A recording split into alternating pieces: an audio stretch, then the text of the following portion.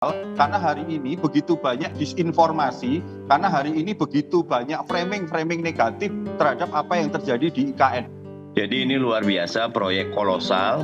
Saya kadang nyebutnya proyek Roro Jonggrang ya, semalam jadi gitu loh. Dan karena itu saya justru apresiasi Pak Jokowi tidak maksain di awal Juli atau pertengahan Juli, di akhir Juli. Saya melihatnya sekarang Mbak Priska, ini baru Pak Jokowi yang bangga gitu loh. Tapi saya selalu percaya dengan apa yang dikatakan oleh orang bijak begitu Mbak Priska. Perjalanan ribuan mil itu pasti akan dimulai dari satu langkah kecil dan itu dilakukan secara konsisten. Itulah sekarang yang dilakukan oleh Bapak Presiden Jokowi dan seluruhnya. Karena utang luar negeri kita banyak, kita harus membiayai IKN, makan siang gratis, belum pendidikan kita. Nah ini yang menjadi pertanyaan besar. Saya tidak yakin itu bisa dijaga secepat di zaman Pak Jokowi yang nantinya. Oke. Sebetulnya Pak Jokowi udah kayak Indonesia for sale atau IKN for sale ya. Jadi jangan ini seolah-olah disampaikan, di framing ini menjadi satu IKN itu sesuatu yang dijual, tidak TV. Selamat malam, saya ke Mas Joko dulu. Jadi Pak Jokowi berkantor 3 hari. Nah, apa yang ingin ditunjukkan serta apa target pembangunan yang memang sudah progresnya terlihat lebih baik dibandingkan sebelumnya? Ya, yang pertama sebenarnya bahwa apapun yang dilakukan terhadap IKN itu sebenarnya sudah ada perencanaannya, sudah ada tahapannya begitu Mbak. Bahwa Pak Presiden berkantor akhir Juli ini sebenarnya kalau kita mau lihat itu mundur beberapa hari, karena kan kalau kemarin wacananya kan di bulan Juli, karena memang karena kondisi alam, hujan yang nggak berhenti-berhenti, ada permasalahan-permasalahan pembangunan teknis tertentu yang tidak bisa diselesaikan secara cepat. Jadi ini bukan sesuatu yang terburu-buru, ini bukan sesuatu yang dipaksakan, tapi memang ini yang sesuatu yang memang sudah direncanakan jauh-jauh hari begitu Mbak Rizka. Kalau bicara soal bagaimana dengan keselamatan nanti, kan yang jadi target terdekat adalah 17 Agustus. Ada kritik misalnya dari pengamat kebijakan publik bahwa ini kan masih area proyek yang dalam pengerjaan, harusnya masih pakai helm misalnya, dan juga bagaimana ukuran keselamatan saat upacara. Nah ini bagaimana penjelasan detailnya? Iya karena memang Pak Agus mungkin belum melihat langsung ke IKN begitu ya Mbak ya. Kalau saya kan kemarin baru aja pulang dari IKN. Sehingga situasi dan kondisi, misalnya tempat yang akan dilaksanakan upacara, mulai dari Istana Garuda yang tadi diinformasikan Pak Basuki, kemudian Istana Negara, Plaza Seremoni, lapangan upacara, Sumbu Kebangsaan, sampai jalan keluar yang menuju di Trans Kalimantan itu sebenarnya udah nggak ada masalah gitu. Bahwa memang ada sisi-sisi tertentu yang ada pembangunan itu memang sebenarnya tidak mengganggu dari persiapan upacara 17 Agustus 2024 begitu. Jadi sebenarnya kalau kita hadir ke sana itu bisa melihat, bisa mengerti sebenarnya kontur kontur tanahnya, kemudian peta situasinya seperti apa. Makanya kemarin Bapak Presiden itu mengajak para influencer untuk hadir di sana karena biarlah kenetralan, kejernihan para influencer untuk melihat apa yang terjadi di IKN itu bisa disampaikan kepada publik melalui media sosial, karena hari ini begitu banyak disinformasi, karena hari ini begitu banyak framing-framing negatif terhadap apa yang terjadi di IKN. Kasihan Mbak, para orang-orang muda yang saat ini menjadi pekerja di IKN, yang mereka begitu bersemangat, mereka begitu memiliki kebanggaan besar untuk menjadi bagian dari pembangunan IKN yang mereka bekerja 24 jam. Itu Mbak Friska.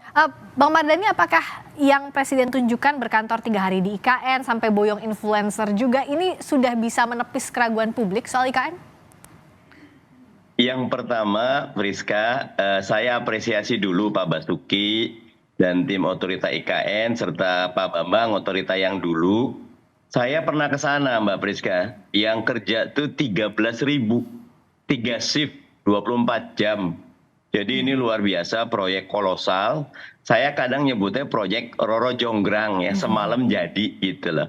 Dan karena itu apakah ini akan sukses, nilainya jangan sekarang.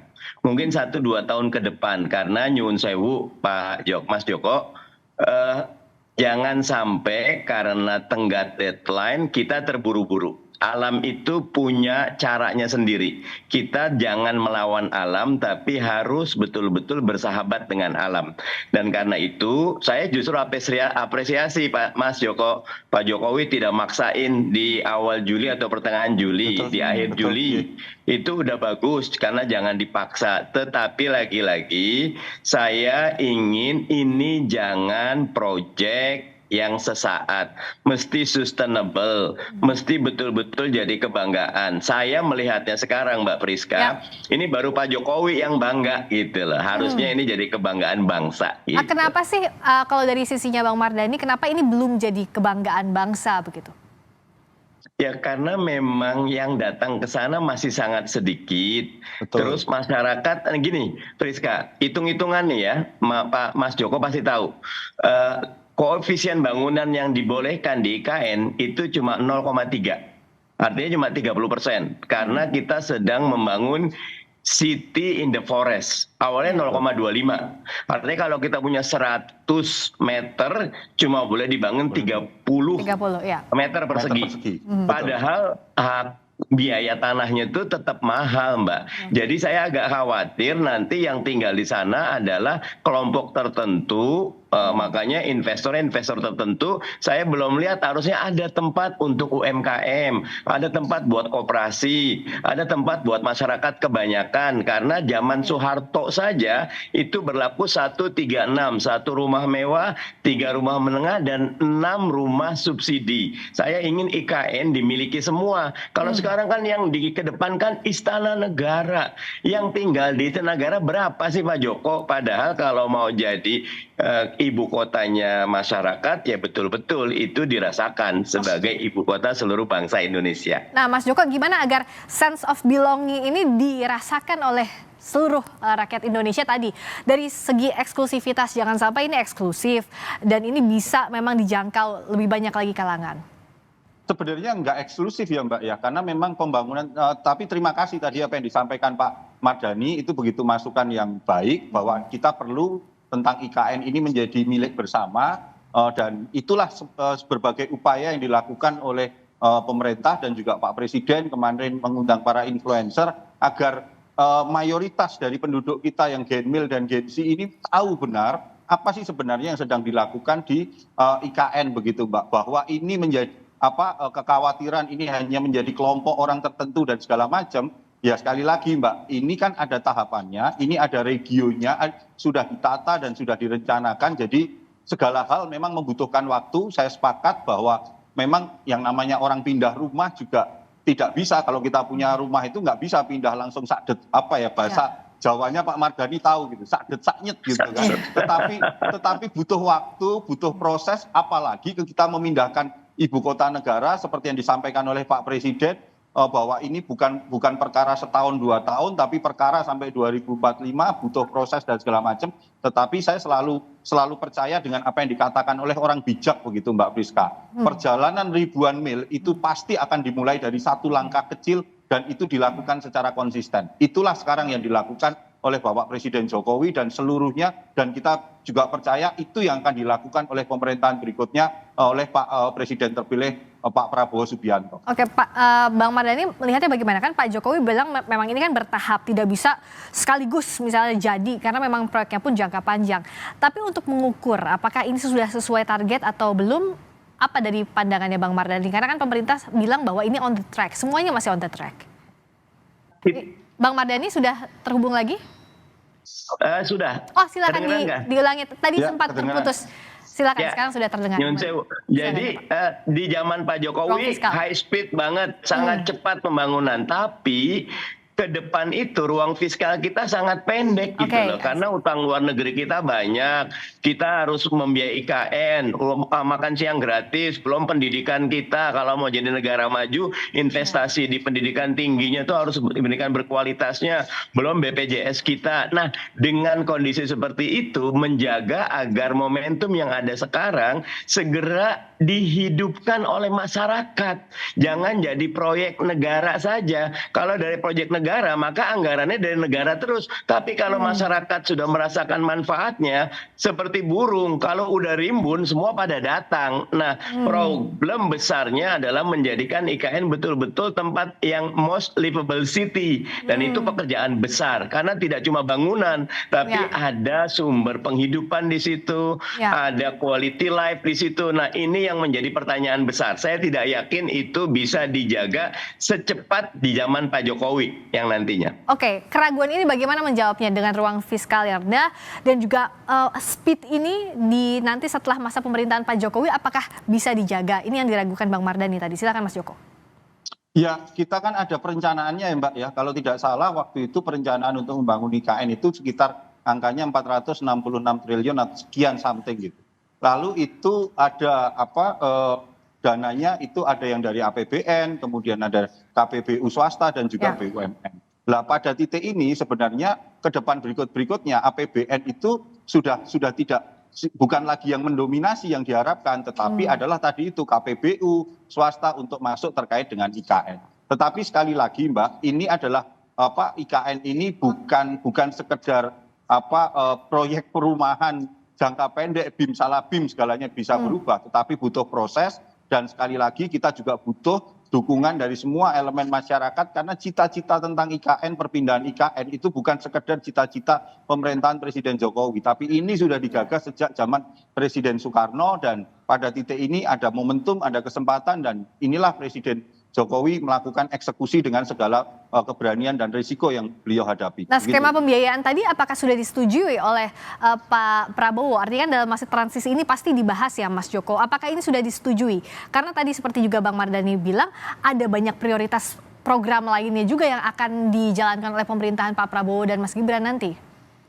Ya itu nanti kita tunggu saja Mbak. Sekarang ini kan sedang terjadi sinkronisasi, sedang terjadi ada Wakil Menteri Keuangan Mas Thomas Jiwandono dan juga dari pemerintahan ini, maka kami kok yakin Mbak bahwa keberlanjutan apapun bentuknya, karena kalau kita lihat sebenarnya apa yang dilakukan Pak Presiden Jokowi di periode pertama beliau fokus pada pembangunan infrastruktur, lalu pada periode kedua fokus pada pembangunan SDM, tapi karena ada COVID dan segala macam maka segalanya berubah, maka sebenarnya apa yang dilakukan oleh pemerintahan berikutnya kami berkeyakinan dengan kelanjutan itu. Kalau Pak Presiden Jokowi, Bang Mardhani terakhir kan bilang bahwa ada kurang lebih 300 investor yang akan berkomitmen setelah 17 Agustus. Ini kabar baik atau masih jadi tanda tanya sampai memang komitmen investasi itu ditandatangani? Kalau MOU satu hal, groundbreaking hal lain.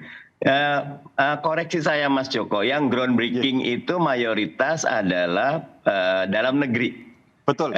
Itu udah bagus ya. Dan dalam negeri itu saya melihat banyak diantaranya yang memang merasa banyak dibantu Pak Jokowi atau mengapresiasi Pak Jokowi. Tapi kalau kemampuan modal dalam negeri kita terbatas. Kayak kalau kita melihat di saham, mayoritas saham itu dikuasai oleh asing. Jadi kalau belum ada satu pun asing yang groundbreaking, ini masih jadi catatan. Oke, nah ini bagaimana catatan soal belum ada asing yang groundbreaking sampai sekarang? Kan disampaikan waktu itu Mas Joko bahwa itu nanti ada step berikutnya setelah 17 Agustus. Nah, progresnya apakah sudah ada memang investor potensial asing yang akan tap in di IKN? Ya sejauh informasi yang kami terima memang sedang proses Mbak, seperti yang disampaikan juga oleh Bapak Presiden, ada beberapa regulasi yang sedang dibereskan oleh OIKN sehingga para investor asing itu menunggu untuk melakukan eksekusi. Tetapi kurang lebih begini Mbak, apa yang dilakukan hari ini itu kami meyakini ini sudah on the track sesuai rencana dan tahapannya. Tetapi yang terpenting adalah bagaimana seluruh komponen bangsa hari ini itu melihat IKN itu sebagai sebuah kebanggaan kita bersama, kebanggaan anak bangsa. Jadi kalau Bapak Ibu dan teman-teman semua bisa hadir di IKN, itu akan melihat spirit auranya, kebanggaan kita sebagai sebuah nation dengan memiliki ibu kota negara yang dibangun sendiri oleh anak-anak bangsa ini, itu akan muncul. Begitu. Nah, kalau dari Bang Mardhani melihat agar kesinambungan juga sense of belonging, rasa kepemilikan ini bisa dirasakan oleh bangsa Indonesia secara umumnya, ini apa yang harus dilakukan pemerintah dalam waktu singkat? Karena kan yang dilihat pasti per term ya, per masa pemerintahan. Saat ini yang sedang melakukan pembangunannya di masa pemerintahan Pak Jokowi. Sebetulnya Pak Jokowi udah kayak Indonesia for sale atau IKN for sale ya, karena bisa memberikan hak pengguna lahan itu sampai 190 tahun, itu panjang sekali. Mbak Friska, monggo Pak Mardhani, tapi nanti Silakan. saya ingin klarifikasi. Oke, silakan. Siap. Tapi maksud saya adalah memang kita nggak bisa instan, segera perbaiki easy of doing business kita. Beberapa investor tuh ragu dengan masalah tanah ini. Kita tahu salah satu yang menyebabkan pergantian kemarin ada hampir 2.900-an hektar masyarakat yang belum bisa dipindahkan. Ini adalah fakta. Kenapa? Karena kita punya banyak aturan yang masih saling sengkarut. Nah, usul saya memang kita harus jujur. Ayo kita bereskan, memang kita belum ada asing, tidak kenapa, tapi modal kita sendiri juga bisa. UMKM bisa diminta masuk, universitas juga bisa diminta masuk, private juga bisa diminta masuk. Jangan takut, kalaupun nggak ada asing juga malah bagus kok. Ini dimiliki oleh bangsa sendiri, gitu. Oke, silakan. Ya, satu Mbak, kesempatan ini kan waktu itu Pak Mardhani menyampaikan IKN for sale karena ada Perpres nomor 75 tahun 2024 terkait dengan izin 190 tahun. Mohon ini dalam kesempatan ini saya ingin menjelaskan bahwa 190 tahun itu bukan bandlik utuh orang datang dikasih 190 tahun, tetapi ada tahapan-tahapannya, mulai dari pemberian hak 35 tahun. Kalau misalnya oke, dia benar komitmen, baru ditambahin 25 tahun. 25 tahun yang kedua, dan inilah yang disebut sebagai satu siklus. Kalau satu siklus memang dia oke dalam pemanfaatan lahan, baru ditambahin. Jadi jangan ini seolah-olah disampaikan, di framing ini menjadi satu IKN itu sesuatu yang dijual, tidak. Tetapi ini adalah upaya pemerintah untuk meyakinkan para investor masuk, karena ya kalau memang tidak ada kepastian, ya siapa yang mau masuk untuk di wilayah IKN begitu. Inilah salah satu upaya yang dilakukan oleh pemerintahan Presiden Jokowi. Jadi framing ini mesti kita sama-sama, ini Pak Mardhani kita luruskan. Jadi izin pertama yang diberikan itu bukan langsung 190 tahun tapi 35 tahun Pak Mardhani. Terima kasih Mbak.